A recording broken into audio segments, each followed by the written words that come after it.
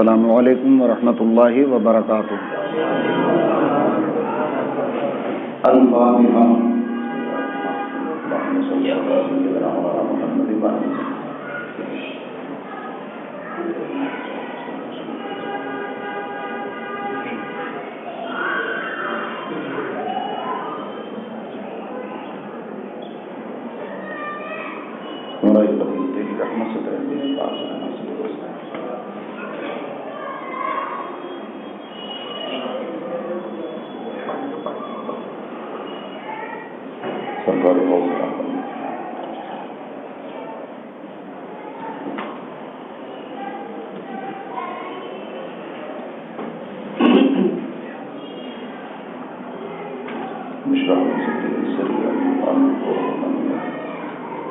لا الہ الا اللہ محمد رسول اللہ صلی اللہ علیہ وسلم۔ الحمد للہ نحمده ونستعینه ونستغفره ونؤمن به ونتوکل علیہ ونعوذ باللہ من شرور انفسنا ومن سیئات اعمالنا من یهده اللہ فلا مضل له ومن يضلل فلا هادي له ونشهد أن لا إله إلا الله وحده لا شريك له ونشهد أن سيدنا ونبينا ومولانا محمدا عبده ورسوله أما بعد أعوذ بالله من الشيطان الرجيم بسم الله الرحمن الرحيم وسيجنبها الأتقى الذي يؤتي ماله يتزكى وما لأحد عنده من نعمة تجزى إلا ابتغاء وجه ربه الأعلى ولسوف يرضى آمنت بالله صدق الله مولانا العلي العظيم وصدق رسوله النبي الأمين المختار الكريم ونحن على ذلك لمن الشاهدين والشاكرين والحمد لله رب العالمين۔ نہایت ہی ادب و احترام کے ساتھ بارگاہ رسالت مآب صلی اللہ علیہ وسلم میں درود شریف کی نظریں بلند آواز سے پیش کیجیے۔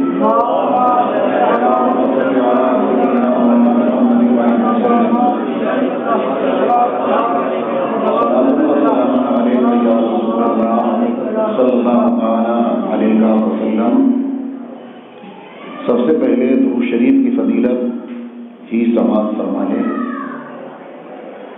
امیر المؤمنین اصدق الصادقین امام المتقین سیدنا و مولانا صدیق اکبر عتیق اطہر رضی اللہ تبارک و تعالی عنہ فرماتے ہیں کہ رسول کائنات صلی اللہ علیہ وسلم ایک موقع پر جلوہ فرما تھے۔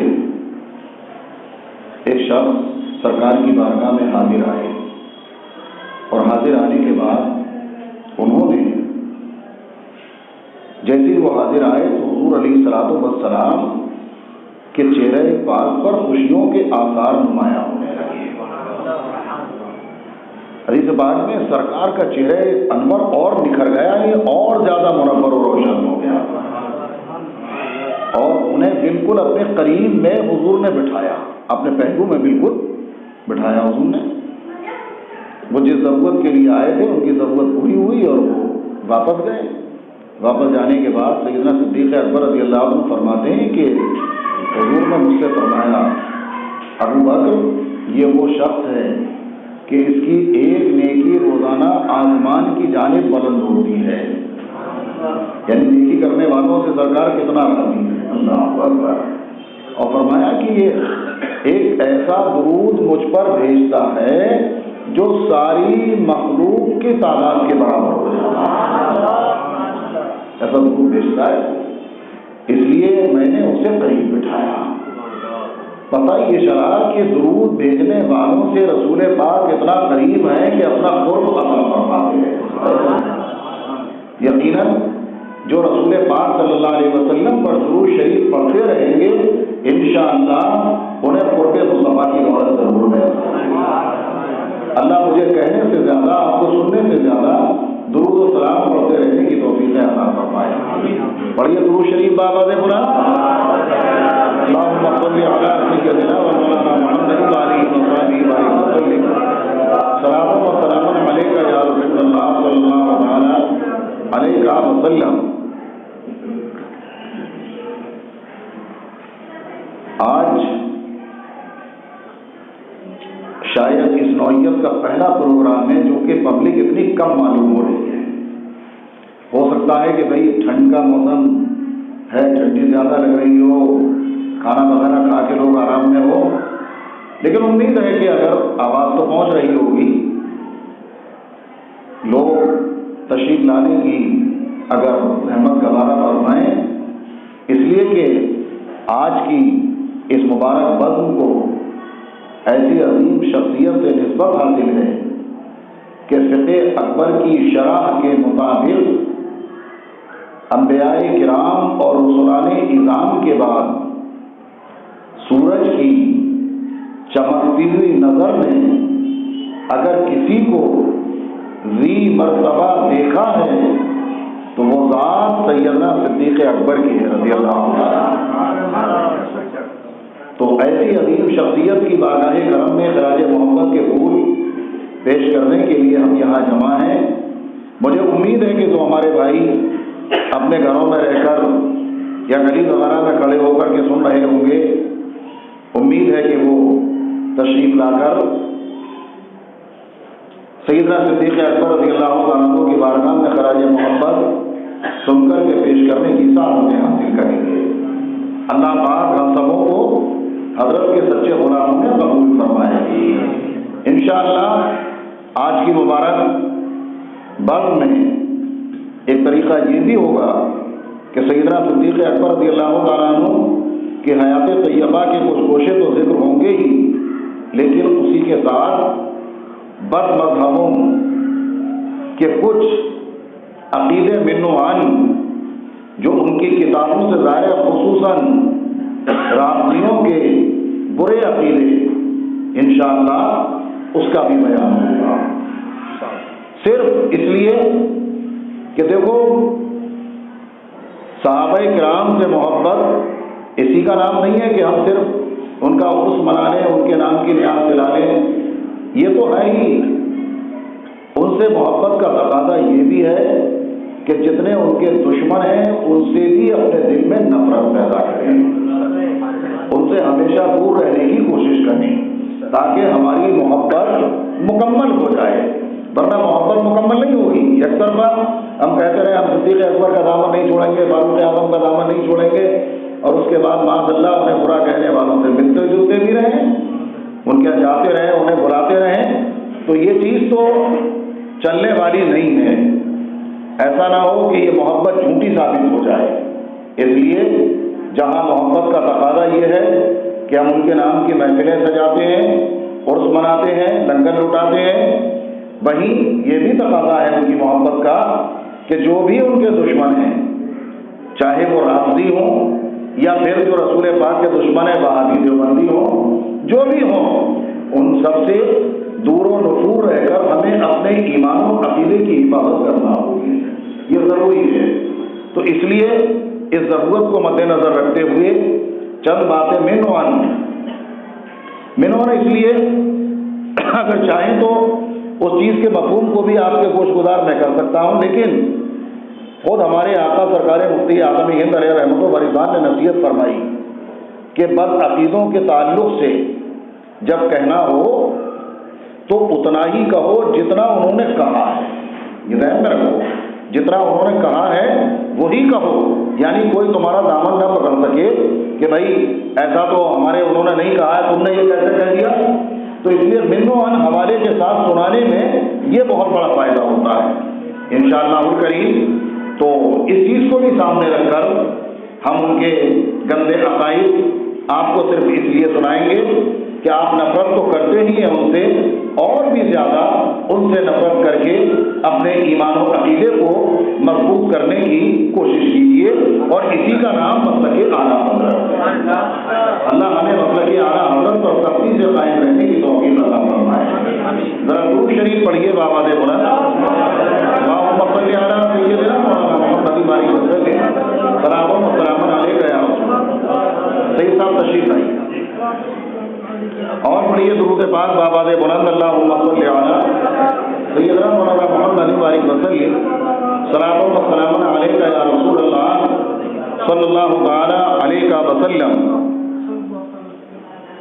جس بارگاہ کرم میں ہم خراج محبت کے پھول پیش کرنے کے لیے جمع ہیں وہ ایسی عظیم ہستی ہے کہ ہم تو کیا بڑے بڑوں نے ان کی تعریف اس طرح کی کہ خود مجدد اعظم دین و ملت امام احمد رضا خان فاضل بریلوی علیہ رحمت و رضوان جب ان کی تعریف کرتے نظر آتے ہیں تو ارشاد فرماتے ہیں صدیق اکبر رضی اللہ تعالیٰ عنہ کا مقام وہاں ہے جہاں نہایتیں ختم اور غایتیں منقطع ہو جاتی ہیں.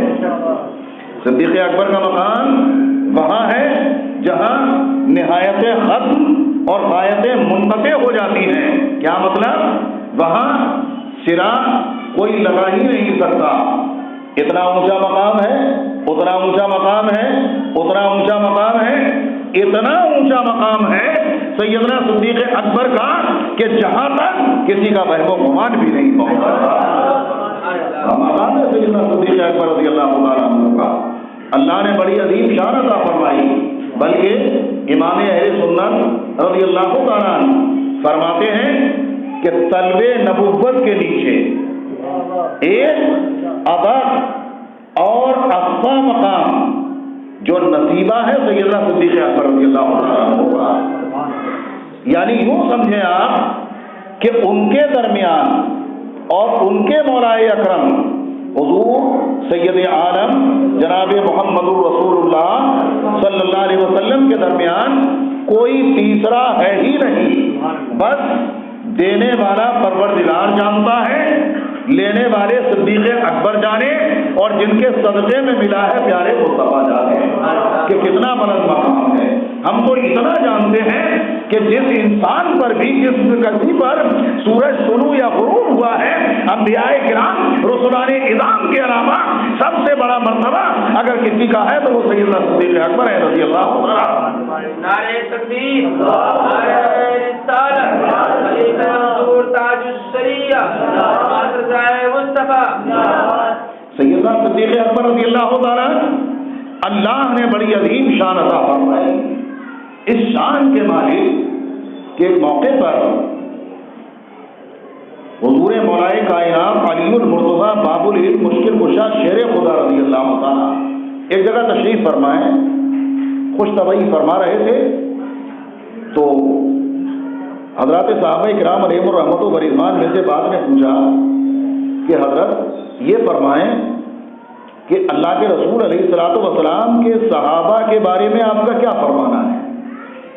تو ارشاد فرماتے ہیں اللہ کے حبیب علیہ الصلوۃ والسلام کے تمام صحابہ میرے دوست ہیں. اللہ اکبر.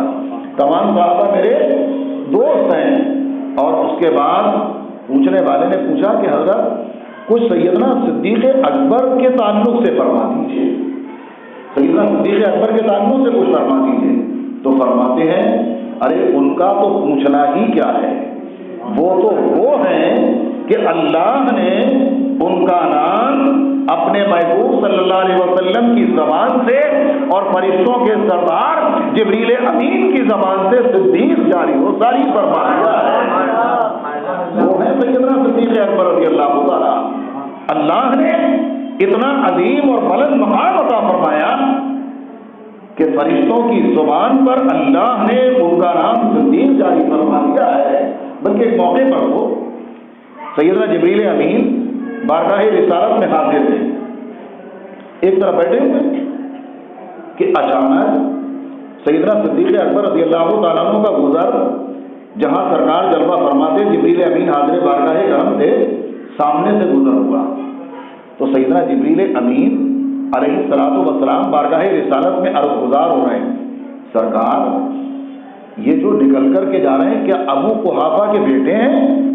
جیسے کبھی کبھی ہم لوگ بھی پوچھتے ہیں نا جان پوچھ کے بھی، کوئی جا رہا نکل کے، کیا یہ فلاں صاحب جا رہے ہیں؟ حضور کی بارگاہ میں پوچھ رہے ہیں کیا یہ ابو قحافہ کے بیٹے ہیں؟ حضور علیہ الصلوۃ والسلام نے اسی طرح کا جواب عطا فرمایا۔ سرکار فرماتے ہیں جبریل کیا آپ لوگ بھی انہیں جانتے ہیں؟ اللہ اکبر، کیا آپ لوگ بھی انہیں جانتے ہیں؟ عرض کرتے ہیں سرکار ارے یہ تو زمین کی بنسبت آسمانوں میں زیادہ مشہور ہے، سبحان اللہ، وہ ہے سیدنا صدیق اکبر رضی اللہ عنہ۔ اور عرض کیا کہ سرکار آسمانوں میں تو ان کا نام حلیم مشہور ہے، سبحان اللہ، یعنی بردبار شخصیت۔ واقعی امت مصطفیٰ میں اگر بردباری کے معاملے میں بھی آپ دیکھیں گے تو سب سے زیادہ بردبار اگر کوئی شخصیت ہے تو ہمارے آقا صدیق اکبر کی نظر آتی ہے۔ اللہ نے بڑی عظیم شان عطا فرمائی۔ سیدنا صدیق اکبر رضی اللہ تعالیٰ اس شان کے مالک ہیں کہ رسول کائنات صلی اللہ علیہ وسلم کی محبت کے معاملے میں کسی نے سوال کر دیا، یہ بتائیے سارے لوگوں کے دلوں میں کوئی نہ کوئی تمنا ہوتی ہے، کیا آپ کے دل میں بھی کبھی کوئی تمنا نے انگڑائی لی ہے؟ آپ کے دل میں بھی کوئی تمنا ہے؟ ارشاد فرماتے ہیں 3 تمنائیں ہیں میرے دل میں 3 تمنائیں انگڑائیاں لیتی ہیں۔ کیا؟ کہ پہلی تمنا تو یہ ہے کہ چہرہ رسول اللہ کا ہو، نظر میری ہو، دیدار ہی کرتا رہا۔ اللہ نے اس تمنا کو کیسا پورا فرمایا آپ دیکھیے تو صحیح، پوری زندگی دیدار ہوتا رہا۔ تقریباً 16 سال کی عمر سے حضور سے دوستی ہوئی ہے، یعنی صدیق اکبر رضی اللہ تعالیٰ عنہ ایمان لانے سے پہلے حضور سے دوستی ہے ان کی 16 سال کی عمر سے، اور ایمان تو لائے ہیں تو تقریباً 38 سال کی عمر میں ایمان لائے، جب اعلان نبوت ہوا ہے 16 سال کی عمر سے جو دوستی ہوئی ہے، پھر ایسی دوستی ہوئی کہ کبھی ٹوٹی ہی نہیں، دوستی بڑھتی ہی چلی جا رہی ہے، یہاں تک کہ یہاں بھی پوری زندگی دیدار کرتے رہے، اور ایسی اللہ نے ان کی تمنا کو پورا فرمایا کہ قبر میں جانے کے بعد بھی مصطفیٰ کے دیدار کر رہے ہیں۔ وہ ہے سیدنا صدیق اکبر رضی اللہ عنہ۔ دوسری تمنا میری یہ ہے کہ اللہ کے حبیب علیہ الصلوۃ والسلام پر میرا مال خرچ ہوتا رہے، جو بھی ہے سب حضور پہ قربان ہو جائے، سب حضور پہ خرچ ہوتا رہے۔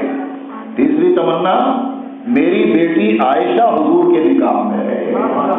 کیسی پیاری تمنائیں ہیں، گویا یوں ہی تو کہنا چاہتے ہیں کہ جان بھی مصطفیٰ پہ قربان رہے، مال بھی مصطفیٰ پہ قربان رہے، اولاد بھی مصطفیٰ پہ قربان رہے۔ وہ ہے سیدنا صدیق اکبر رضی اللہ تعالیٰ۔ اللہ نے بڑی عظیم شان عطا فرمائی، اور مال قربان کرنے کا جذبہ تو یہ کہ خود ام المؤمنین حضرت عائشہ صدیقہ رضی اللہ تعالیٰ عنہا کی روایت موجود ہے، وہ فرماتی ہیں کہ جب ہمارے والد ایمان لائے تو ہمارے والد کے پاس 40,000 دینار تھے، اللہ نے رئیس اعظم بنایا تھا۔ فرماتی ہیں سب کے سب حضور پر ہی قربان کرتا تھا، اشارہ مصطفیٰ پر مال خرچ ہوتا تھا۔ اتنا ہی نہیں، جب ہجرت فرما کر کے تشریف لے جا رہے تھے تو بھی یہ عالم تھا کہ آپ کے پاس 5 یا 6,000 درہم تھے۔ فرماتے ہیں ہجرت کے موقع پر سارے کے سارے گھر سے ساتھ میں لیے، اور وہ بھی رسول پاک پہ قربان فرمائے۔ گھر میں کچھ چھوڑا تھا آپ سوچ رہے ہوں گے، ہجرت فرما کے گئے۔ حضرت اسماء کی روایت ہے کہ ہمارے دادا یعنی ابو قحافہ ان کی بینائی چلی گئی تھی، تو جب حضرت صدیق اکبر چلے گئے تو کہنے لگے وہ کیا تمہیں بھی کچھ چھوڑ گیا ہے، تمہیں مصیبت میں ڈال کے چلا گیا ہے، کیونکہ مسلمان تو تھے نہیں وہ اس وقت، آگے کیا تمہیں بھی مصیبت میں ڈال کے چلا گیا ہے، کچھ چھوڑ کے گیا ہے؟ تو حضرت اسماء کا جواب سنو، حدیث پاک میں ہے، ارے تم کہہ رہے ہو کہ تمہیں کیا چھوڑ کے گیا، وہ تو ہمارے لیے خیر کثیر چھوڑ کے گئے۔ یہ نہیں نا، آپ دیکھیے جھوٹ بھی نہ ہو سچ بھی رہے معاملہ، خیر کثیر چھوڑ کے گئے۔ انہوں نے سمجھا کہ مال بہت سارا چھوڑ کے گئے، انہیں کیا معلوم خیر کثیر سے مراد کیا ہے یہاں پر؟ تو ان لوگوں نے کیا کیا کہ جہاں وہ پیسے وغیرہ رکھے جاتے تھے نا، پیسے تو حضرت صاحب ساتھ میں لے گئے رکھو، تو انہوں نے کیا کیا، کچھ چھوٹے چھوٹے پتھر اسی جیسے جیسے درم وغیرہ ہوتے نا اسی حساب سے بنا کر کے پوٹلی باندھ کر کے ایک ساتھ میں رکھ دیے جہاں پیسے رکھے جاتے، اوپر سے کپڑا ڈال دیا، کہا کہ اچھا دکھاؤ کیا ہے، لائے ان کا نابینا تو تھے، ہاتھ پکڑ کے ذرا سا ٹٹولوا دیا کہ خیر کثیر چھوڑ کے گئے، سبحان اللہ، یعنی اولاد بھی اس منزل میں تھی کہ جو بھی کچھ ہے سب مصطفیٰ پہ قربان ہو جائے، وہ ہے سیدنا صدیق اکبر رضی اللہ تعالیٰ۔ حضرات ان سے محبت کا صلہ کیا ملے گا؟ تو اگر حقیقی محبت ہے تو صلہ یہ ملے گا کہ قیامت کے روز جب اللہ رب العزت ان سے فرمائے گا ابو بکر جنت میں داخل ہو جاؤ، تو جانتے ہو کیا عرض کریں گے؟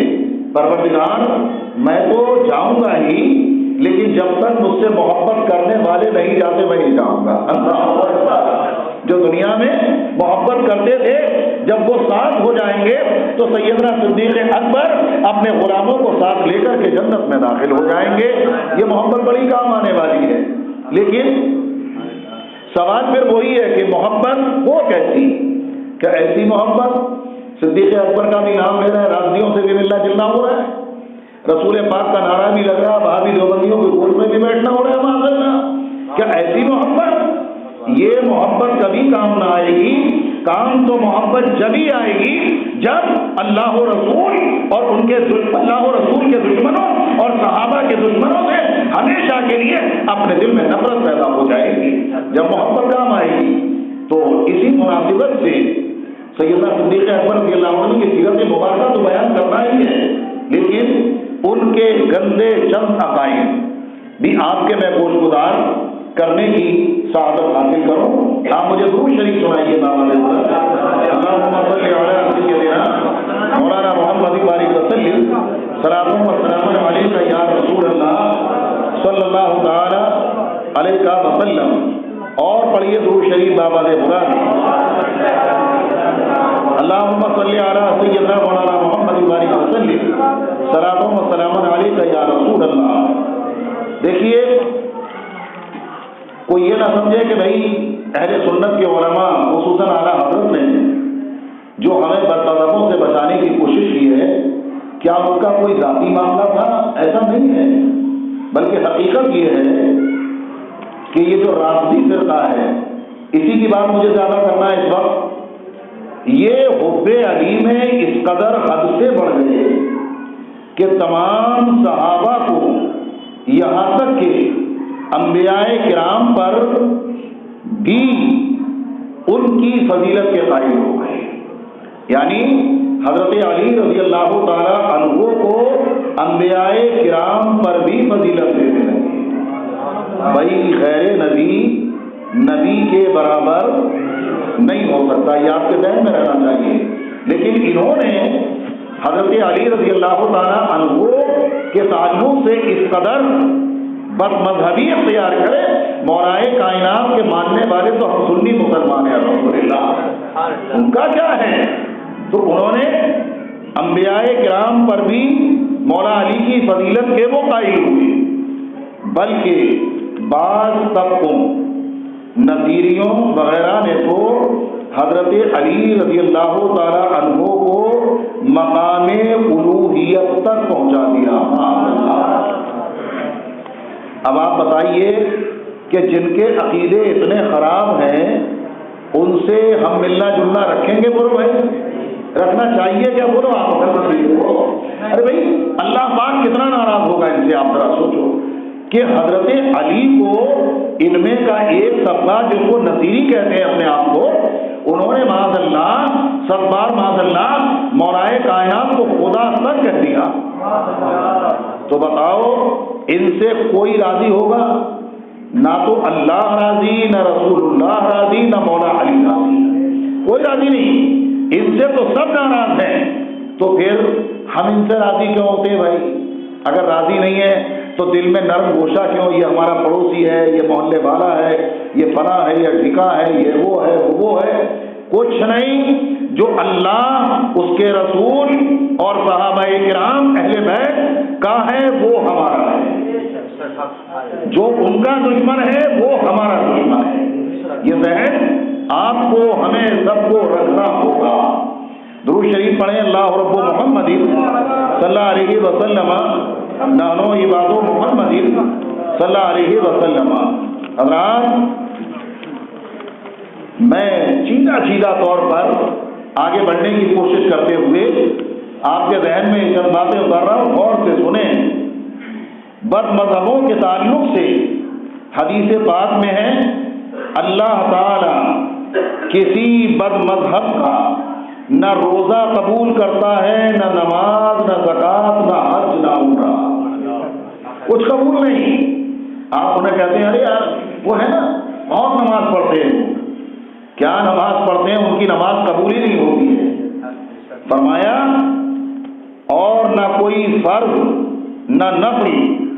بد مذہب دیکھو کوئی بھی ہو، مطلب سنو آپ، دین سے ایسے نکل جاتا ہے جیسے گندے ہوئے آٹے سے بال نکل جاتا ہے. جب وہ دین سے ہی نکل گیا تو ہمارا کچھ رہا؟ بولو بھائی. ارے بھائی جو مسلمان ہے وہ ہمارا بھائی ہے حدیث پاک کے مطابق، اور جو دین سے نکل گیا تو وہ ہمارا کچھ نہ رہا. تو پھر ہمیں نرم گوشہ رکھنے کی ضرورت کیا ہے؟ بہت سارے ہمارے بھائی ارے یار وہ انسانیت کے ناطے بلا لیا، فلانے کے ناطے، ٹھکانے کے ناطے. کوئی ناطہ نہیں چلے گا. کہیں ایسا نہ ہو کہ ان کی محبت کی وجہ سے ایمان کا پوتا ہی ہو جائے. اس لیے اگر چاہتے ہو کہ نماز قبول ہو، روزہ قبول ہو، حج قبول ہو، زکوٰۃ قبول ہو، تو ایمان کو بچاؤ. اور ایمان اس زمانے میں ایسے بچے گا کہ سارے بد مذہبوں سے ہمیشہ کے لیے دور رہنا پڑے گا. اسی کا نام ہے مسلک اعلیٰ حضرت. دشمن احمد میں شدت کیجیے، مریضوں سے کیا مربت کیجیے، اور شرک ٹھہرے جس میں تعظیم حبیب، اس برے مذہب پہ لعنت کیجیے. اللہ ہمیں کہنے سننے سے زیادہ عمل کی توفیق عطا فرمائے. حضرات گمراہ لوگ یہ بد مذہب کیا ہے وہ سن لو آپ. اہل البدع کلاب اہل النار، کنز العمال شریف کی حدیث پاک کے الفاظ ہیں. یعنی یہ گمراہ لوگ بد مذہب دوزخیوں کے کتے ہیں. سمجھے؟ دوزخیوں کے کتے، یعنی یہ دوزخ کے کتے ہیں. گویا کہ کتا بنا کر کے دوزخ میں ڈال دیا جائے گا. یاد رکھو بچنے والے نہیں ہیں یہ. اس لیے ایسا نہ ہو کہ محبت کرنے کی وجہ سے، دوستی کی وجہ سے معاذ اللہ اگر ہمیں بھی باندھ کر کے ڈال دیا گیا تو کیا ہوگا. اس لیے بچنا ہے کہ نہیں ہے، وہ دوسروں کو بچانا ہے کہ نہیں بچانا ہے. سیدنا صدیق اکبر رضی اللہ تعالیٰ سے محبت کا سب سے بڑا تقاضا یہ ہے کہ سارے بد مذہبوں سے ہمیں خود بھی دور رہنا ہے اور اپنے سارے سنی بھائیوں کو بھی دور رکھنے کی کوشش کرنا ہے. اور یہ اسی کوشش کی ایک کڑی ہے. حالانکہ آج ہونا تو یہی چاہیے تھا کہ سیدنا صدیق اکبر رضی اللہ عنہ کی سیرت ہی بیان ہوتی رہتی، لیکن میں سمجھتا ہوں کہ اس کے ساتھ یہ بھی بہت ضروری ہے. یہ بھی بہت ضروری ہے.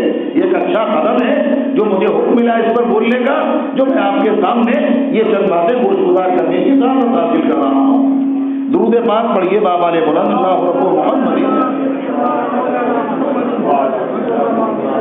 کچھ لوگ کہتے ہیں کہ کسی کو برا نہ کہو، ہے کچھ لوگوں کی عادت، لیکن حقیقت یہ ہے کہ برے کو برا کہنا یہ سنت نبوی ہے.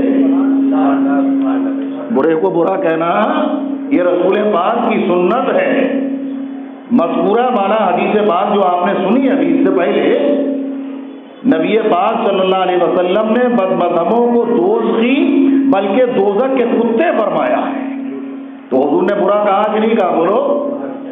تو سنیوں اگر تم برا کہو گے تو گناہ ہوگا کہ ثواب ہوگا؟ ثواب ہوگا کہ نہیں ہوگا؟ ابھی سراج بھائی میں اوپر تھا تو کلام پڑھ رہے تھے اور وہابیوں کو لپاڑ رہے تھے دبا کے. یقیناً رسول پاک کی تعریف کر کے بھی ثواب ملتا ہے اور دشمنوں کا رد کر کے بھی ثواب ملتا ہے. بالکل اس معاملے میں تو کوئی لوچ پوچھ کرنے کی ضرورت ہے ہی نہیں میرے بھائی. اتنا سمجھ لو، ٹنا ٹن سنی بن کر کے رہو. راج صلح کلیت کے جراثیم کی وجہ سے بعض لوگ کہتے ہیں کہ کسی کی عزت کرو گے تو وہ تمہارے قریب ہوگا. لوگ کہتے ہیں نا تمہاری بات سنے گا، جب تم اس کا ہاتھ ملانا ہی برا سمجھتے ہو تو تمہاری بات کیا سنے گا. کہتے ہیں نا بہت سارے جھانسا دیتے ہیں سنیوں کو. ہم کہتے ہیں کہ کسی گستاخ کی تعظیم انسان کو لے ڈوبتی ہے. کسی گستاخ کی تعظیم کرنا بھی یہ لے ڈوبتی ہے. مومن کے ایمان کا گھاٹا ہے، نہ صرف اس کا نقصان بلکہ ملت اسلامیہ کا نقصان ہے. بد مذہبوں کی تعظیم کرنے میں ملت اسلامیہ کا کیا ہے؟ نقصان.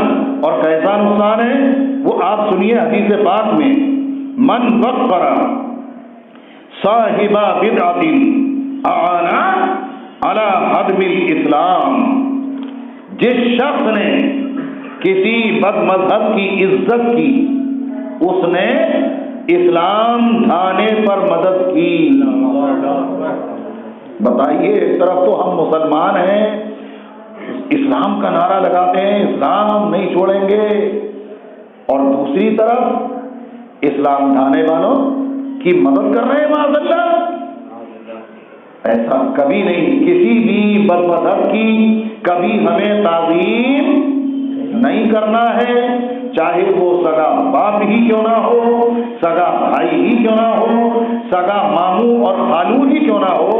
اس لیے کہ سب سے بڑا رشتہ ہمارا رشتہ ہمارے نبی سے رشتہ ہے، نبی کے غلاموں سے رشتہ ہے.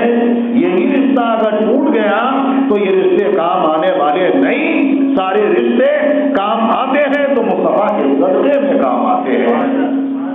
حضرات، جن کی صحبت اعلانیہ کافر سے 1000 درجہ زیادہ خطرناک ہے.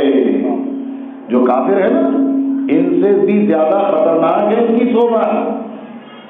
ان کی جو عزت و تکریم کرے، ان سے اتحاد کرے، وہ اسلام کا کتنا بڑا مخالف ہے اور اسلام کو گرانے کی کتنی کوشش کرتا ہے. دوسری حدیث پاک سنیے آپ، اذا مدح الفاسق غضب الرب واهتز لذلك العرش. یہ بھی کنز العمال شریف کی حدیث پاک ہے. یعنی جب فاسق کی تعریف کی جاتی ہے تو رب تعالیٰ غضب فرماتا ہے. ایک طرف تو اللہ کی رحمت کے امیدوار ہیں، اللہ سے رحمت کی بھیک مانگتے، مانگنا بھی چاہیے، اور دوسری جانب اللہ کے غضب کو دعوت دینا، اور اس کی وجہ سے عرش الہی کانپ اٹھتا ہے. اس لیے کبھی بھی کسی بد مذہب کی تعظیم ہرگز نہیں ہونی چاہیے. جو انبیاء کرام علیہ الصلوۃ والسلام اور اولیاء کرام کے گستاخ ہیں، وہ سب سے بڑے فاسق اور گمراہ ہیں. تو ان کی تعریف کرنا، ان سے اتحاد کرنا کس قدر رب قہار کے غضب کو دعوت دینا ہے. تو مسلمانوں اس سے بچنے کی کوشش کریں گے کہ نہیں کریں گے بھائی؟ انشاءاللہ خود بھی بچیں گے اور انشاءاللہ دوسروں کو بھی بچائیں گے. بچانے کا طریقہ آپ سمجھائیے.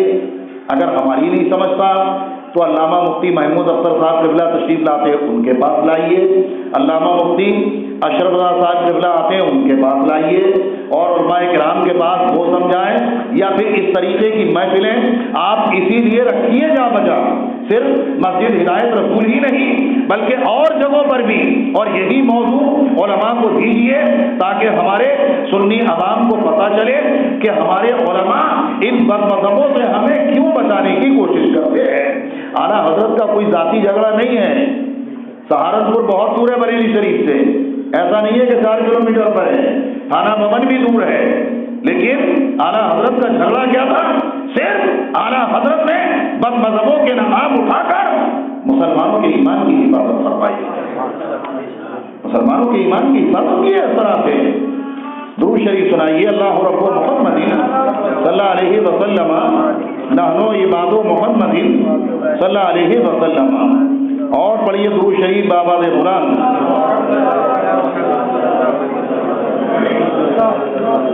اب میں چاہوں گا کہ بھائی اس موقع پر اصل میں رافضیوں کے گھناؤنے عقائد بتانا ضروری ہے، کیونکہ صحابہ کرام علیہم الرحمت والرضوان سے زیادہ تر دشمنی جو رکھتے ہیں یہی کتے رکھتے ہیں. اور یہ آپ کے علم میں شاید ہے. مجھے وسیم بھائی نے ایک موبائل کے ذریعے دکھایا ایک ناپاک پاکستان کا رہنے والا کتا معاذ اللہ صدیق اکبر کی شان میں کیا کیا بک رہا ہے. معاذ اللہ کوئی زبان کو لگام نہیں ہے. آپ یقین جانیں کہ یہ دنیا میں بھی سور ہیں اور آخرت میں بھی سور ہیں. بلکہ میں تو کہتا ہوں ایک عالم دین نے لکھا بھی ہے، میں نے پڑھا کہ اگر کوئی ان کے سور ہونے میں شک کرے نا تو کسی رافضی کو مرنے کے بعد اس کے گڈھے کو کھول کر کے دیکھ لے، سور جیسا منہ ملے گا اس کا. لیکن صحابہ کرام کی شان میں ایسے ایسے برے کلمات معاذ اللہ کہ سن کر کے گھن ہوتی ہے، روح کانپتی ہے. اللہ ان سے دور رہنے کی توفیق عطا فرمائے. درود شریف پڑھیے بابا دے بلند. اللہ رسول محمد صلی اللہ علیہ وسلم نحنو عباد محمد صلی اللہ علیہ وسلم. ان کے فقہی مسائل سنیں. پوچھا آپ سوچتے ہوں گے کہ بھائی کیا صرف ان سے یہی دشمنی ہے ہماری کہ یہ صحابہ کرام کو برا کہتے ہیں؟ سب سے بڑی دشمنی تو یہی ہے ہماری کہ ہمارے سرکاروں کو برا کہیں. ارے کوئی ہمارے ماں باپ کو برا کہتے زندگی بھر دل نہیں چاہے گا بولنے کو. صدیق اکبر، فاروق اعظم، عثمان غنی، مولا علی رضوان اللہ نہیں تو وہ ہیں کہ ہزاروں ماں باپ قربان ان کے اوپر. تو انہیں برا کہنے والے کو ہم اپنا سمجھیں گے معاذ اللہ؟ ایسا نہیں ہونا چاہیے. سنیے شیعہ مذہب کے فقہی مسائل. ایک بڑے مٹکے میں کتے کے پیشاب وغیرہ کرنے سے وہ پانی پاک ہی رہتا ہے. بولو معاذ اللہ، بولو بھائی.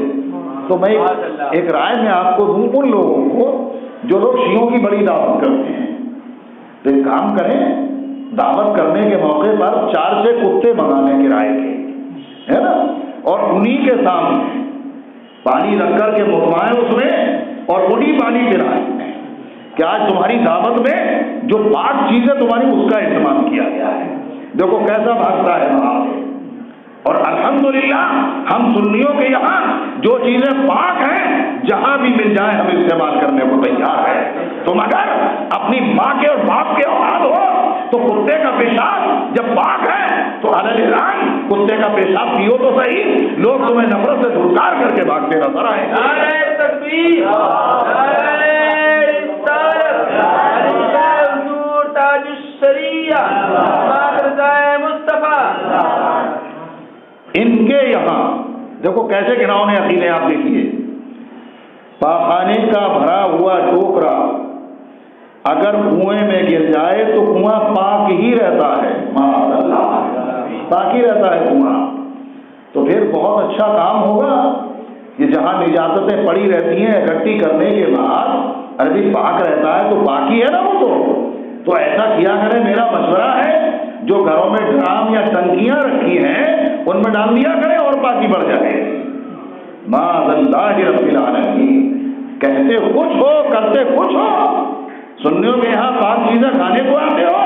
ارے سنیوں کے جو پاک چیزیں ہیں وہ سنیوں کے لیے ہیں. الحمدللہ ان کتوں کو کبھی بھی اپنا مال کھلانے کی کوشش مت کرو. یہ کتے ہیں، کتے دوستی کتے ہیں. اللہ ان سے بچنے کی توفیق عطا فرمائے. انہوں نے وسیم بھائی نے اس کو موبائل میں سنایا نا تو جس میں ایسا لگا جس سے آگ لگ رہی ہو. سامنے ہو تو ایک نہیں 20 قتلے کر کے ڈال دیے جا سکے. اتنا بڑا بدماش. اللہ رب العالمین اللہ بچنے کی توفیق عطا فرمائے. انہوں نے کہا اگر کنویں میں خون، شراب یا خنزیر گر پڑے تو 20 ڈول نکالنے سے پانی پاک ہو جاتا ہے. کیوں نہیں پسند کریں گے خنزیر کو بھائی؟ اس لیے کہ خود بھی تو خنزیر ہے نا. یہ ارے خنزیر تو ہے ہی، خنزیر سے بھی بدتر ہے یہ کتے. تو دیکھو آپ کیسے گناؤنے عقیدے ہیں. اور سنیے آپ، جس پانی سے استنجا کیا گیا وہ استعمال شدہ پانی بھی پاک ہے۔ پانی کی کمی بمبئی میں کبھی کبھی پڑ جاتی ہے نا، تو وہ سنیوں سے کہہ دیں کہ ہمارے استنجا خانوں سے جو پانی نکل کر کے جاتا ہے نا، وہاں سے پائپ جوڑ لیں۔ پیسے بھی سنی خرچ کریں گے، پیسے بھی نہیں لیں گے ان سے، پائپ جوڑ لیں اور پائپ جوڑ کر کے اپنے یہاں لے جائیں، کبھی پانی کی کمی نہیں پڑے گی۔ اہل سنت الحمدللہ خوب استعمال کرتے ہیں، کبھی پانی کی کمی نہیں پڑے گی۔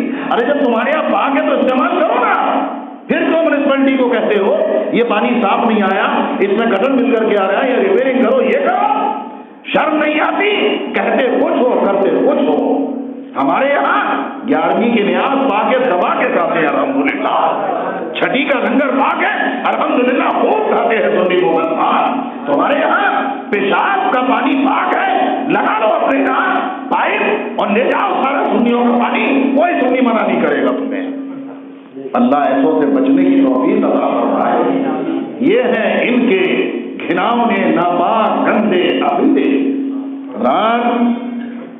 اور سنیں، مزی اور بدی دونوں پاک ہیں، اگر کپڑے یا جسم پر جتنی لگ جائیں اس کا دھونا اور دور کرنا کوئی ضروری نہیں۔ دیکھیں تو صحیح کہ کیسے کیسے گندے عقیدے ہیں۔ جنابت کے غسل کے لیے استعمال شدہ پانی پاک ہے۔ کیوں زیادہ پانی بھرتے ہو پھر؟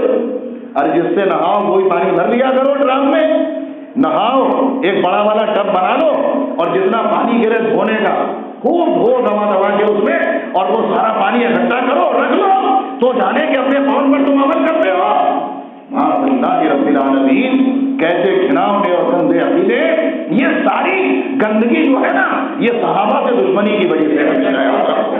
صحابہ کرام سے دشمنی کی تو ساری گندگی ان کے ذہنوں میں، دل میں اور ان کے جسم میں گھس گئی ہے، اور یہی گندگی جہنم میں لے کر کے چلی جائے گی۔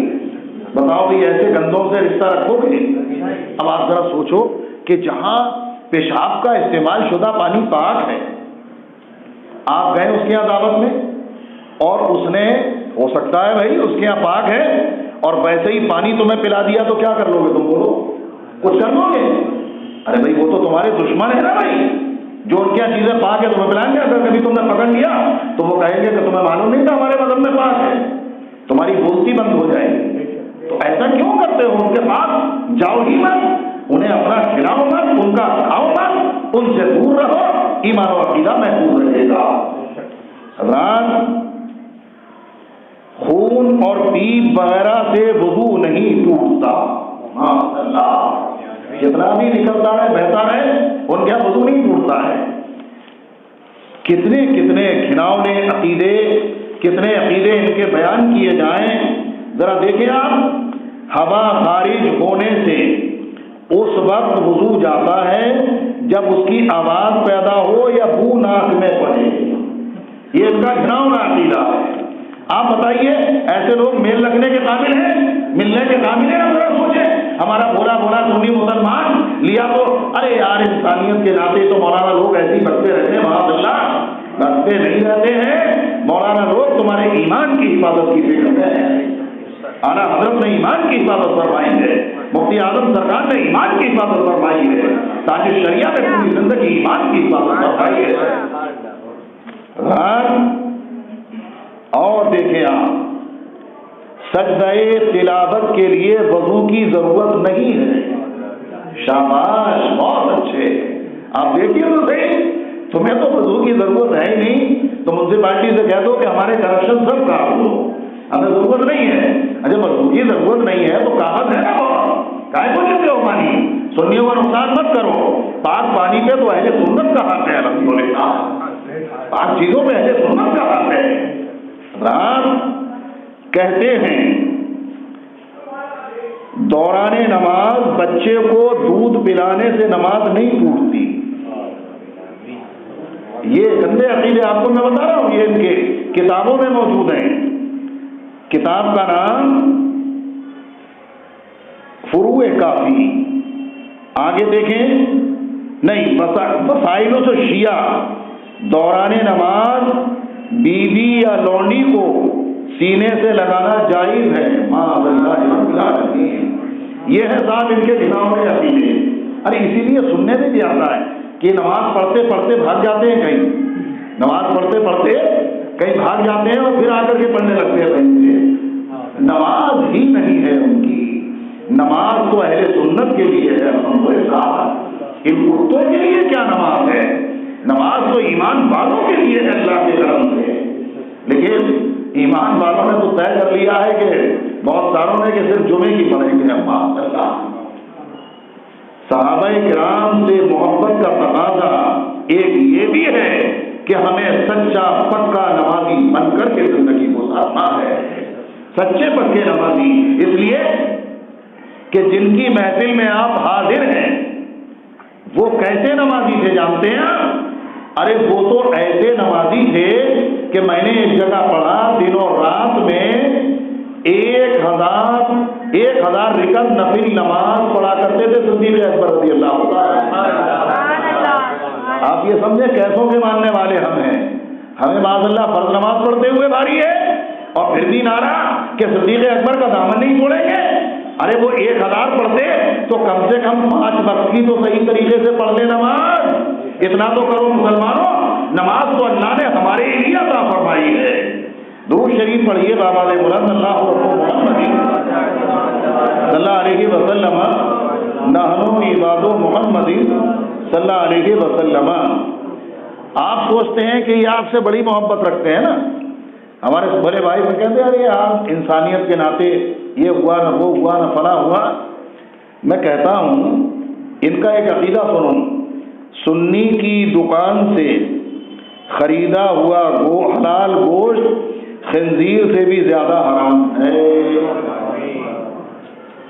ہمارے دل میں بڑی محبت ہے کہ صاحب فلاں ہے ڈکائیں کیا کریں نہ بلائیں، اور تمہارے تعلق سے ہوا یہ معاملہ ہے، سمجھ لو آپ سے کتنی بڑی دشمنی ہے۔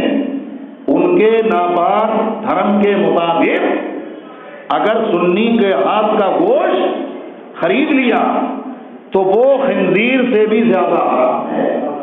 اب آپ دیکھ لیجئے جتنے بدماش ہیں نا سنیوں کی دکانوں میں زیادہ خریدتے ملیں گے نا، کیونکہ پھر کہوں گا وہ خنزیر ہے تو پاک چیز کو خنزیر ہی بنا کے تو کھائیں گے وہ، ان کے نصیب میں بھائی وہ ان کے عقیدے کے مطابق خنزیر سے بھی زیادہ حرام ہے تو وہ تو خنزیر بنا کے کھائیں گے نا۔ پاک چیز کو پاک سمجھ کے پاک بنا کے کھانا یہ ہم سنیوں کا نصیبہ ہے۔ رسول اللہ پڑھیے درود پاک بابا بلند اللہ رب محمد صلی اللہ علیہ وسلم، نحنو عباد محمد صلی اللہ علیہ وسلم۔ اب سنیے آپ، طبرانی نے بیان کیا کہ اے علی قیامت کے روز آپ کے پاس جنت کے عصاؤں میں سے ایک عصا ہوگا جس سے آپ منافقین کو حوض کوثر سے ہٹائیں گے۔ عصا ہوگا آپ میں جس نے یہ ہے نا معاذ اللہ صدیق اکبر کو برا کہے، فاروق اعظم کو برا کہے، حضرت علی کا نام لے، سیدنا صدیق اکبر حوض کوثر کے قریب بھی نہیں آنے دیں گے انہیں، جبکہ ایمان والوں کو وہ بھی پلا رہے ہوں گے، حسنین کریمین بھی عطا فرما رہے ہوں گے، یہ عالم ہوگا اور وہاں یہ عالم ہوگا۔ اس لیے ایسوں سے دور رہنے کی ضرورت ہے۔ رسول کریم صلی اللہ علیہ وسلم نے حضرت علی سے فرمایا تیرے دشمن حوض کوثر پر پیاسے اور سر اونچے کیے ہوئے ہوں گے، یعنی جو پورے کائنات کے دشمن ہیں خارجی، نہ تو انہیں حوض کوثر کا پانی ملے گا اور نہ ہی یہ رافضی جو صدیق اکبر کے دشمن ہیں انہیں حوض کوثر کا پانی ملے گا، پیاسے ہی تڑپتے ہوئے جہنم میں ڈال دیے جائیں گے، اور اہل سنت چاروں کے ہاتھوں سے جام پی رہے ہوں گے، حسنین کریمین بھی اپنی قسم سے پلا رہے ہوں گے۔ نعرہ تکبیر، نعرہ رسالت، مصطفی اعلی حضرت۔ درود شریف پڑھیے بابا بلند اللہ رب محمد صلی اللہ علیہ وسلم، نحنو عباد محمد صلی اللہ علیہ وسلم۔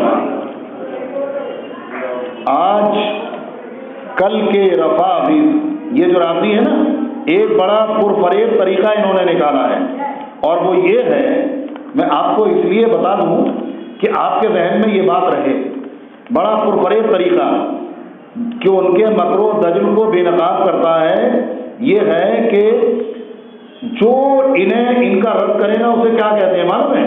کہتے ہیں کہ ناسبی ہو گیا، ناسبی ہو گیا، یعنی اہل بیت کا دشمن ہو گیا، معاذ اللہ رب العالمین۔ روافض نے یہ ناسبی کی گردان اتنے زور شور سے کی کہ اب یہ حال ہے کہ اگر کوئی سنی رافضیوں کے مکر کا رد کرے تو اہل سنت عوام بھی اسے ناسبی کہنے لگ جاتے ہیں۔ یہ بمبئی بہت ہے، اگر ان کا رد کرو نا تو معاذ اللہ کیا سمجھتے ہیں کہ یہ اہل بیت سے محبت کرتے ہیں، ان کا رد کر رہے ہیں تو یہ اہل بیت کے دشمن ہو گئے، معاذ اللہ رب العالمین۔ بھولے بھالے اہل سنت یہ بھی نہیں جانتے کہ اسلاف امت علیہم الرحمہ کے نزدیک جو ناسبی تھے ان کا اب کوئی وجود ہی نہیں ہے، جو ناسبی تھے نا ان کا کوئی وجود ہی نہیں ہے۔ یہ سب دھوکہ دینے کے لیے باتیں ہیں، نہ ہی ان جیسا عقیدہ و عمل اس شخص کے جیسا ہے کہ جسے وہ ناسبی کہہ رہے ہیں۔ اسلاف امت نے ایک خاص دور کے خاص رجحان رکھنے والوں کو ناسبی کہا ہے۔ یہ 4ویں صدی ہجری میں شام کی ایک اقلیت تھی جو بنو امیہ سے محبت اور رافضیوں سے بغض رکھتی تھی۔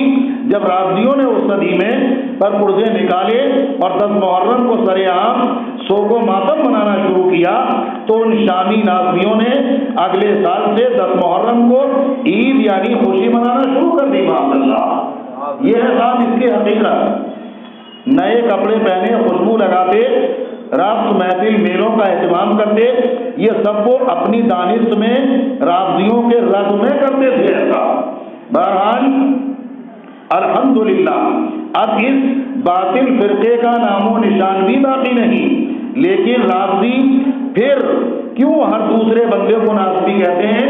اس لیے کہتے ہیں کہ ان کا نقاب نہ کوئی ہٹانے پائے، ہماروں کو بہکانے کے لیے کہتے ہیں کہ لو صاحب یہ تو سنیوں کا معاملہ ہے کہ یہ اہل بیت سے محبت کرتے ہیں رافضی، تو نہیں برا کہنا ہے، اس کو شروع کر دیا۔ تو ان کے جھانسے میں آپ کبھی نہ آئیں، ہمیشہ مذہب اہل سنت پر سختی سے قائم رہیں اور ان کے گھناؤنے عقائد جو آپ تک پہنچائے جا رہے ہیں انہیں سمجھیں اور ان سے دلی نفرت پیدا کریں۔ بس مذہب کو دیکھ کر اگر کوئی اپنے چہرے پر غصے کے آثار پیدا کر لے تو اللہ اس کے دل کو امن و ایمان سے بھر دیتا ہے۔ تو بھائی میرے، ہمیں تو اسی طریقے سے زندگی گزارنا ہے نا۔ اللہ پاک ان سے بچنے کی توفیق عطا فرمائے۔ بہرحال ان کے گندے عقائد تو کافی ہیں، لیکن ان میں وقت کا گزارنا میں یہ سمجھتا ہوں کہ کوئی زیادہ بہتر نہیں ہے۔ ایک روایت میں آپ کو سنا دوں جو کہ ہمیں ان سے بچنے کے لیے معاون ثابت ہو۔ ایک شخص تھا بظاہر مسلمان، لیکن جب اس کے مرنے کا وقت آیا تو گھر والے اسے کلمہ پڑھا رہے ہیں اور اس کی اٹھک بیٹھک تھی رافضیوں کے پاس۔ آج بہت سارے ہیں نا، فلانا تیل والا بہت پیسے والا ہے تو جا کر کے وہاں بیٹھ گئے اور سننے کو ملا ہے، میں نے تو کبھی نہیں دیکھا کہ ہمارے بعض نام نہاد مولوی جا کر کے وہاں بیٹھتے ہیں۔ وہاں کیا پیسہ ہو گیا تو اس کا مطلب یہ ہوا کہ کوئی وہ ایمان والا ہو گیا؟ ارے لاکھ اس کے بعد پوری دنیا کی حکومت بھی آ جائے تو ایمان والوں کی ٹھوکر میں رہے گا، چاہے وہ جو بھی ہو۔ تو اب اٹھنے بیٹھنے کے معاملے میں آپ سمجھیں، ایک شخص تھا جو اپنی زندگی میں رافضیوں کے پاس جا کر کے اٹھتا بیٹھتا تھا۔ اب یہ ہوا کہ صاحب اس کے موت کا وقت قریب آیا، گھر والے پاس بیٹھ کر کے کلمہ پڑھا رہے ہیں کہ پڑھو کلمہ پڑھو کلمہ پڑھو، لیکن اس کی زبان پر کلمہ ہی جاری نہیں ہو رہا۔ کہا کہ کیوں کلمہ نہیں پڑھ پا رہا ہے؟ کہا کہ میرے سامنے 2 شخص بیٹھے ہوئے ہیں اور وہ کہہ رہے ہیں کہ تو زندگی میں حضرت ابوبکر صدیق اور حضرت عمر فاروق اعظم کو برا کہنے والوں کے پاس بیٹھا کرتا تھا اور اب چاہتا ہے کہ کلمہ پڑھ کے دنیا سے چلا جائے، تجھے ہرگز کلمہ نہیں پڑھنے دیں گے۔ اور اسی عالم میں موت واقع ہوئی۔ یہ کیا چیز ہے مسلمانوں؟ ان کے پاس اٹھنے بیٹھنے کی وجہ سے یہ خرابی پیدا ہوئی۔ تو ہمارے علماء جو ہمیں بچاتے ہیں وہ اسی لیے کہ ان کے پاس اٹھنے بیٹھنے سے ایمان کا جنازہ نکل جائے گا۔ ان سے بچو، ان سے بچتے رہو گے تو ایمان سلامت رہے گا، تھوڑا عمل بھی ہوگا تو یہ اللہ والے کام آ جائیں گے اور ان کے صدقے میں اللہ ہمیں بھی جنتی بنا دے گا۔ درود پاک پڑھیے بابا سے بلند اللہ رب محمد صلی اللہ علیہ وسلم، نحن عباد محمد صلی اللہ علیہ وسلم۔ آئیے پھر آخر میں بات تو ہم وہی ختم کریں گے کہ جن کا عرس منا رہے ہیں ان کا ذکر پاک کریں گے۔ ان کتوں کا ذکر تو اس لیے کیا، ان بھیڑیوں سے اور کتوں سے ہمیں بچنے کا شعور بیدار ہو۔ سیدنا صدیق اکبر رضی اللہ تعالیٰ عنہ، شاید بات چل رہی تھی مال خرچ کرنے کی، تو واقعی ایسا رسول پاک کے اشارے ابرو پر مال خرچ کرتے کہ دیکھنے والے بھی حیران ہو جاتے۔ جس موقع پر حضرت سیدنا بلال حبشی رضی اللہ تعالیٰ عنہ کو اذیتیں دی جا رہی تھیں، امیہ کے زرخرید غلام تھے پہلے دنیاوی طور پر، ورنہ وہ تو ایمان والوں کے آقا ہیں الحمدللہ۔ تو صاحب امیہ ستاتا تھا بار بار، کبھی کوڑے مارے جا رہے ہیں، کبھی گرم پتھر سینے پر رکھے جا رہے ہیں۔ سیدنا صدیق اکبر رضی اللہ تعالیٰ عنہ نے دیکھا، ترس آ گیا، گئے امیہ کے پاس، کیا مانگتا ہے بلال کا؟ جتنی قیمت مانگی کچھ بھی کم نہ کیا، ایک روایت کے مطابق کچھ کم نہیں کیا، اتنی ہی قیمت منظور کر لی۔ امیہ منہ دیکھ رہا تھا، کہنے لگا، اس روایت کے مطابق جو میری ایک جگہ نظر سے گزری، کہنے لگا کہ ابو بکر، ہم تو تمہیں مکے کے رئیسوں میں بڑا سمجھدار تاجر سمجھتے تھے، اور واقعی بہت سمجھدار تاجر ہیں بھی، لیکن آج اس سودے میں آپ نے ایسا کیوں کیا؟ منہ مانگی قیمت، وہ بھی کالے غلام کی۔ آپ ارشاد فرماتے، تو کیا جانے کہ یہ کیا ہے؟ ارے تو اس سے بھی زیادہ اگر مانگ لیتا تو ابو بکر لوگوں سے مانگ کر کے لاتا، لیکن بلال کو خرید کر کے رکھا۔ شان تھی خرچ کرنے کی۔ حضرت سیدنا بلال رضی اللہ تعالیٰ عنہ کو خریدا منہ مانگی قیمت دے کر، اور خریدنے کے بعد رسول پاک صلی اللہ علیہ وسلم کی بارگاہ کرم میں حاضر ہوئے۔ رات کیسی نیکیاں کرنے والے ہیں صدیق اکبر رضی اللہ عنہ، جب حاضر ہوئے تو آقا کریم علیہ الصلوۃ والسلام نے فرمایا، ابو بکر ایسا کرو، آدھی قیمت ہم سے بھی لے لو اور بلال کی خریداری میں ہمیں بھی شریک کر لو۔ آدھے درہم جتنے تم نے دیے ہیں ہم سے بھی لے لو اور ہمیں بھی بلال کی خریداری میں شریک کر لو۔ آگے بڑھنے سے پہلے ایک بات بڑی اچھی طرح سمجھ میں آ گئی کہ سیدنا صدیق اکبر رضی اللہ تعالیٰ عنہ کی نیکیاں حضور رحمت عالم صلی اللہ علیہ وسلم کو اتنی پسند تھی کہ ان کی نیکی میں شریک ہونے کی تمنا کا ظاہر کر رہے ہیں۔ حالانکہ ساری نیکیاں حضور ہی کے تو صدقے میں مل رہی تھی۔ بھائی حضور علیہ الصلوۃ والسلام کو چھوڑ کر کسی کو کچھ مل جائے ایسا تو ہو ہی نہیں سکتا۔ اعلیٰ حضرت فرماتے، زمین و زمان تمہارے لیے، مکین و مکان تمہارے لیے، زمین و جماعت تمہارے لیے، بنے دو جہاں تمہارے لیے، دہن میں زبان تمہارے لیے، بدن میں حجاب تمہارے لیے، ہم آئے یہاں تمہارے لیے، اٹھے بھی وہاں تمہارے لیے۔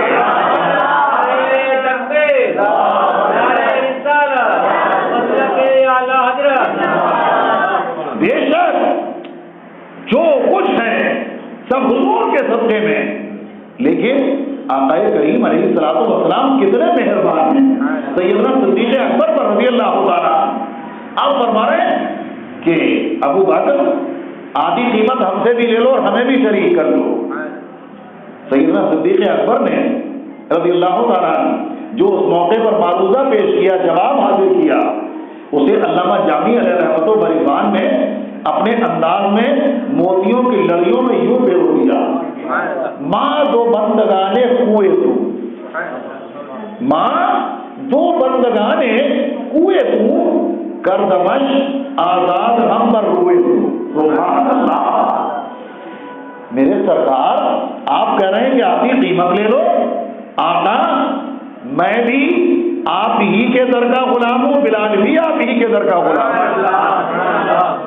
ماں تو بندگانے کوئے تو، کوئے مانے گلی دربار لے لو، یا یوں کہہ لو حضور ابو بکر بھی آپ کے غلام ہے، بلال بھی آپ کے غلام ہے۔ سبحان اللہ، ماں دو بندگانے کوئے تو، کردمش آزاد ہاں بر ہوئے تو۔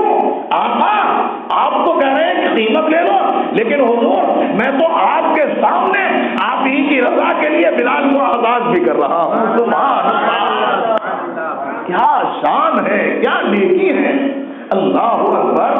حضور میں تو آپ کے سامنے گویا کہ آپ کی رضا کے لیے بلال کو آزاد بھی کر رہا ہوں۔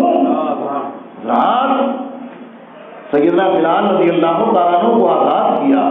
صوفیاء کرام بڑی اچھی بات فرماتے ہیں، اے لوگوں سیدنا حضرت ابوبکر صدیق رضی اللہ تعالیٰ عنہ کی نیکیوں کو کوئی سمجھ سکتا ہے، کوئی شمار کر سکتا ہے ان کی نیکیوں کا؟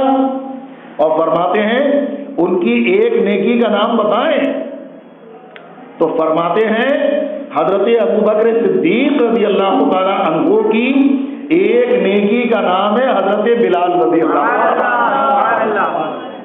ارے بھائی سیدھی بات ہے، خرید کر کے آزاد کیا تو حضرت بلال رضی اللہ تعالیٰ اب چاہے عشق مصطفیٰ والی نیکی ادا کرے، چاہے رسول پاک کے چہرے پاک کے دیدار والی نیکی ادا کرے، چاہے سیدنا بلال حبشی نماز کی نیکی کرے، روزے کی نیکی کرے، حج کرے، زکات دے، جو کرے جو کرے جو کرے، اذان پڑھے، جتنا بھی پڑھے، ساری نیکیاں تو بلال کی نیکیوں میں کمی نہ ہوگی، حضرت صدیق اکبر کے کھاتے میں بھی جاتی رہے گی۔ نعرہ تکبیر، نعرہ رسالت، نعرہ غوثیہ، خواجہ کا ہندوستان، مسلک اعلی حضرت، بستی بستی قریہ قریہ، علماء اہل سنت۔ اسی لیے تو صوفیاء کرام فرماتے ہیں کہ سیدنا صدیق اکبر رضی اللہ تعالیٰ عنہ کہ نیکیوں میں سے ایک نیکی کا نام ہے حضرت بلال رضی اللہ عنہ۔ میرے بھائی جب ایک نیکی کا یہ عالم ہے کہ جس کی نیکیوں کو شمار نہیں کیا جا سکتا، حضرت بلال کی نیکیوں کو کوئی شمار کر لے گا؟ ارے کون شمار کر لے گا؟ عشق بلالی مشہور ہے الحمدللہ۔ ایسے ہیں حضرت بلال رضی اللہ تعالیٰ عنہ کہ سیدنا حضرت عمر فاروق اعظم رضی اللہ تعالیٰ عنہ فرمایا کرتے تھے کہ ہمارے آقا ابوبکر صدیق نے ہمارے آقا حضرت بلال کو خرید کر کے آزاد کر دیا ہے، تو حضرت ابوبکر ہمارے آقا کے بھی آقا ہیں۔ سبحان اللہ، یعنی حضرت بلال حبشی رضی اللہ تعالیٰ عنہ کو حضرت عمر فاروق اعظم رضی اللہ تعالیٰ عنہ سیدنا یعنی ہمارے آقا کہہ کر کے پکار کرتے تھے۔ اسی لیے تو کسی نے کہا بدر اچھا ہے فلک پر نہ ہلال اچھا ہے، چشم بینا ہو تو دونوں سے بلال اچھا ہے، چشم بینا ہو تو دونوں سے بلال اچھا ہے۔ جب ایک نیکی کا عالم یہ ہے، ایک نیکی کا نام حضرت بلال ہے، تو سیدنا ابوبکر صدیق رضی اللہ تعالیٰ عنہ کی ساری عمر کی نیکیوں کا عالم کیا ہوگا؟ انشاءاللہ الکریم کبھی ان کی نیکیوں کے تعلق سے پھر موقع ملا تو میں ذکر کرنے کی سعادت حاصل کروں گا۔ اللہ تبارک و تعالیٰ اس مبارک محفل کو قبول فرمائے، جو اس میں صالحین بندے اللہ کے ان کے صدقے اللہ مجھ گناہگار پر تمام حاضرین محفل پر رحمتوں کا نزول فرمائے۔ ہم سبوں کو سیدنا صدیق اکبر رضی اللہ تعالیٰ اور تمام حضرات صحابہ کرام، تمام حضرات اہل بیت اطہار علی رحمت و رضوان کے سچے غلاموں میں قبول فرمائے، ان کے فیض و برکات سے دنیا آخرت میں مالا مال فرمائے، اور ان کے دشمنوں سے ہمیشہ ہمیں دور و دور رہنے کی توفیق عطا فرمائے۔ اگر مجھ سے دوران گفتگو کسی طرح کی کوئی غلطی ہوئی ہو تو میں اپنی بارگاہ میں توبہ کرتا ہوں، استغفر اللہ ربی من کل ذنب واتوب الیہ، لا الہ الا اللہ محمد رسول اللہ صلی اللہ علیہ وسلم، وآخر دعوانا ان الحمد للہ رب العالمین۔ السلام علیکم ورحمۃ اللہ وبرکاتہ. صلاۃ والسلام باقی.